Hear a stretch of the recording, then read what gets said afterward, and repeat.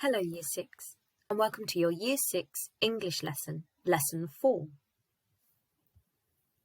As always, you'll need a pen and pencil and your home learning book or a piece of paper to write on. Your task this week is to write the opening to Cloud Busting as a narrative. We will focus on really introducing the characters to the reader through character description. We will share this writing with our adults at home so they know all about the characters from the book. Today we're going to describe Davy from Sam's point of view. Sam has a very negative opinion of Davy, and this needs to come through our description. Pause the video and write your purpose for today's writing and your audience. Our purpose today is to really describe Davy, but through Sam's eyes. This way we get a good idea of Sam and Davy through these descriptions. Your audience are your adults at home. They haven't read the book before and they don't know these characters. Our job is to paint a picture in their head and describe these characters well. You'll notice today that the features have been numbered because I'm using the features we've been learning this week. As I read, pay particular attention to the features which are numbered because we're going to look at them closely after I've finished reading. Sam did not think he had ever or would ever dislike another person as much as he disliked this new kid. His faded trousers, which were 2 inches too short for his tall frame, swung round his ankles in the most infuriating manner. His hair, which was neither light enough to be blonde or dark enough to be brown, looked as if it had never been introduced to a comb. His softly spoken voice, which he rarely ever used, made Sam think of dirty water slurping down the drain. It made him feel sick. Despite all of this, Alicia seemed to enjoy the company of this new odd boy. She seemed, from the smiles and chit-chat, to not notice his so irritatingly obvious flaws. Had he somehow put an evil spell on her? Had he somehow hypnotized her into seeing something no one else in their right mind would possibly see? Sam, who knew these ideas were nonsense, could not help letting them worm their way into his mind and let them squirm around while he muttered and grumbled his way through the school corridors.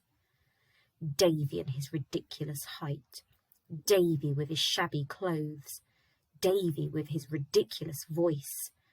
Davy would have to go. Now let's have a look at some of these features which have been numbered. They're all features which we have used this week. Pause the video and write the numbers 1, 2 and 3 and write which features are being shown. Okay, let's have a look. Did you spot that number 1 was parenthesis, added detail? Did you spot that number 2 was showing expanded noun phrases? Did you spot that number 3 was showing relative clauses? Now what I'd like you to do is pause the video and see if you can find any other examples from the text. Copy them down into your book if you can find any. Let's have a look. Did you spot any of these? An evil spell is an example of an expanded noun phrase. Obvious flaws. It's added information and I've used a dash. Who knew these ideas were nonsense has a relative pronoun and is a relative clause. Well done if you spotted any of these. Great job. Today we're going to use a variety of techniques to describe a character. Remembering the character we're describing today is Davy, but we're describing him from Sam's point of view. Let's do a quick recap of expanded noun phrases. I'd like you to have a go now at writing the definition for expanded noun phrases. Okay, let's see how we got on. An expanded noun phrase adds description. It includes a determiner, an adjective, and a noun. Determiner, adjective, noun. Well done if you remembered that definition. The lanky boy is an example of an expanded noun phrase. An expanded noun phrase adds description. It includes a determiner, an adjective, and a noun. On the board, I've got 3 examples. All are missing an expanded noun phrase. I'd like you to pause the video now and have a go at expanding these with expanded noun phrases. Okay, let's see how you got on. I'm going to show you some of my examples. They won't be the same as yours, but you can mark your expanded noun phrases as you go. My first example, the boy sat on the hall floor. I've decided to describe the boy in more detail. The awkward boy sat on the hall floor. The awkward boy is the expanded noun phrase. Let's have a look at the next one. The children looked at his clothes. I've decided to expand on the children and his clothes. The cruel children looked at his tatty clothes.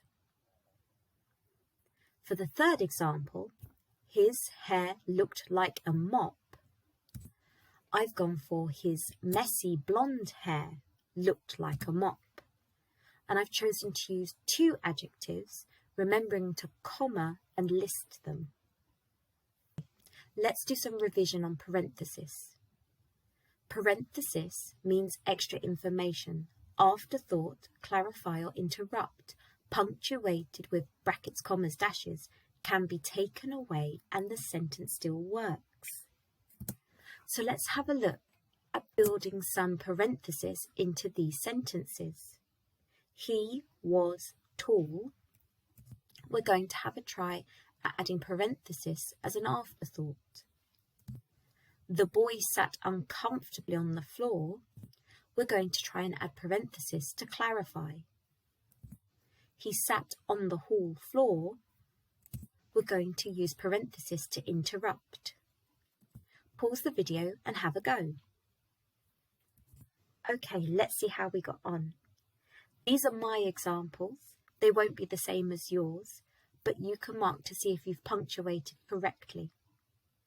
So number 1, he was tall. I've added in an afterthought. He was tall, dash, freakishly tall. I've added extra information. My second example, the boy sat uncomfortably on the floor. I wanted to clarify. The boy in the tattered shirt sat uncomfortably on the floor. Here I've used brackets to clarify more about the boy. He sat on the hall floor. Now I'm going to use parenthesis to interrupt. He sat like a sack of spuds on the hall floor. See how I've used a pair of dashes to interrupt and add my parenthesis.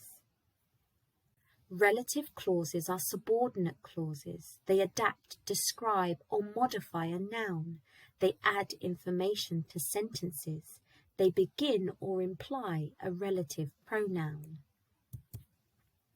Relative pronouns relate back to the noun which they are adding information to. Who, which, that, whose, what, when, with are examples of relative pronouns, and they'll normally come at the beginning of a relative clause. Let's have a look at the relative clauses in action again. The boy was trying hard to listen to the teacher. The boy who fidgeted in his seat was trying hard to listen to the teacher.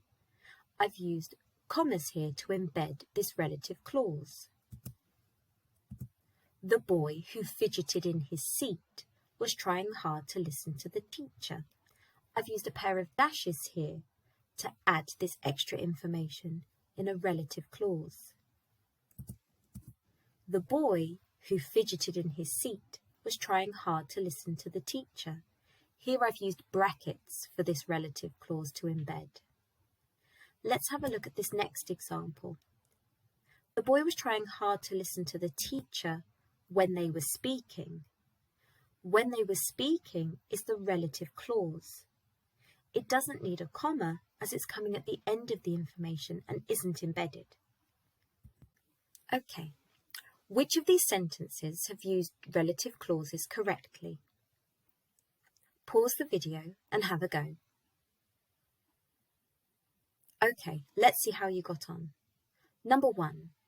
The boy sat on the floor which had just been polished. I can see a relative pronoun, which, introducing a relative clause, which had just been polished. Number 1 is correct. Who will you write about? Asked the teacher. It looks as if there is a relative clause here, but if I look carefully I can see it is a question. Who in this instance is not a relative pronoun. It's not relating back to any noun and information. Number 2 does not contain a relative clause.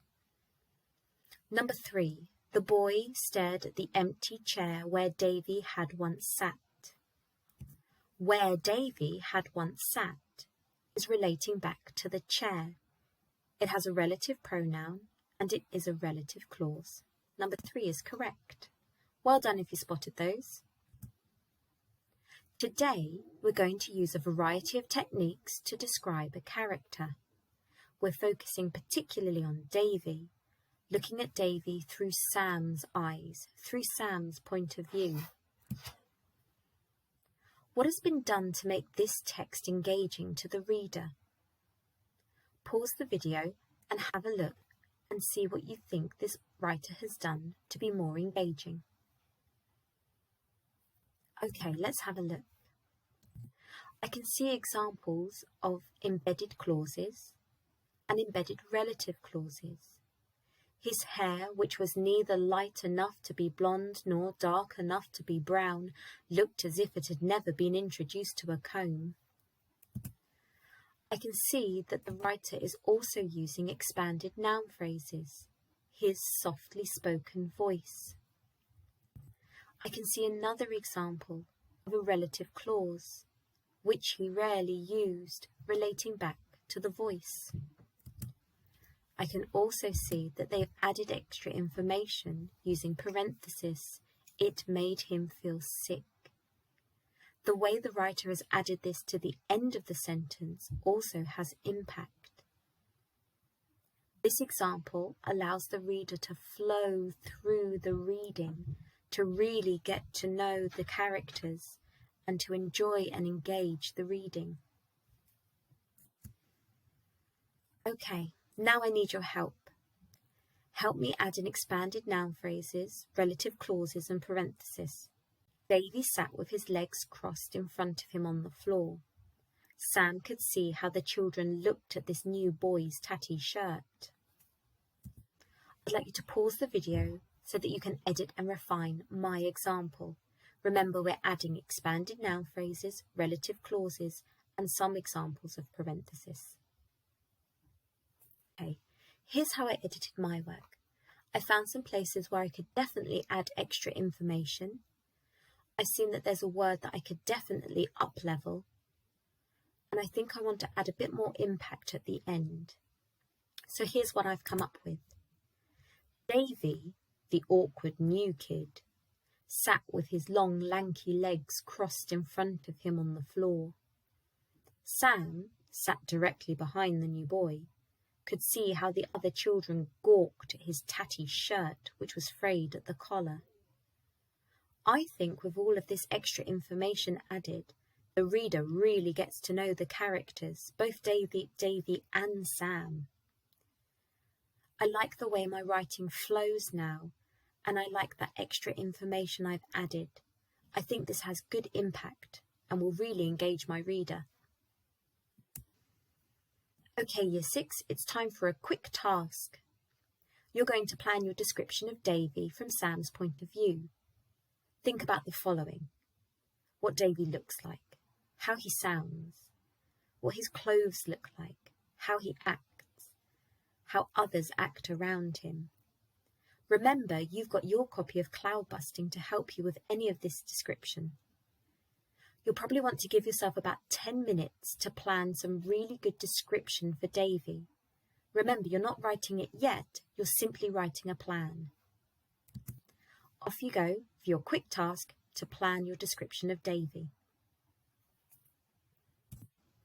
Okay, hopefully you've got a really good plan with how you want to describe Davy from Sam's point of view.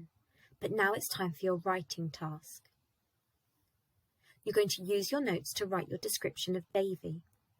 We want to show Sam's point of view. We want to have a clear picture of Davy from Sam's point of view. We need a variety of methods to give detail, parenthesis, expanded noun phrases, relative clauses.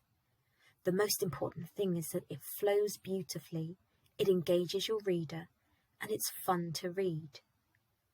If you're feeling confident and you're ready to write, go ahead and pause the video now and start your description of Davy. Good luck with that. I can't wait to see them. If you want to see a little bit more, keep watching the video and we'll go back through my example. Okay, so you want a little bit more support. That's great. Can you see how I've highlighted some of the features? As you can see, I'm not using all the features all the time. I'm spreading them out and using them when I really think I need them. I'm going to read through this one more time. Sam did not think he had ever, or would ever, dislike another person as much as he disliked this new kid. His faded trousers, which were 2 inches too short for his tall frame, swung round his ankles in the most infuriating manner. His hair, which was neither light enough to be blonde nor dark enough to be brown, looked as if it had never been introduced to a comb. His softly spoken voice, which he rarely ever used, made Sam think of dirty water slurping down the drain. It made him feel sick. Despite all of this, Alicia seemed to enjoy the company of this new odd boy. She seemed, from her smiles and chit-chat, to not notice his so irritatingly obvious flaws. Had he somehow put an evil spell on her? Had he somehow hypnotized her into seeing something no one else in their right mind would possibly see? Sam, who knew these ideas were nonsense, could not help letting them worm their way into his mind and let them squirm around while he muttered and grumbled his way through the school corridors. Davy and his ridiculous height. Davy with his shabby clothes. Davy with his ridiculous voice. Davy would have to go. Okay, now it's your turn to write your description of Davy from Sam's point of view. Remember to use the features we've been practicing this week. So now you're ready to pause the video. You can keep my example on your screen while you write, and you can borrow any of these phrases, as long as your writing is your own, because I'm really looking forward to reading it in the afternoon. Good luck, Year 6.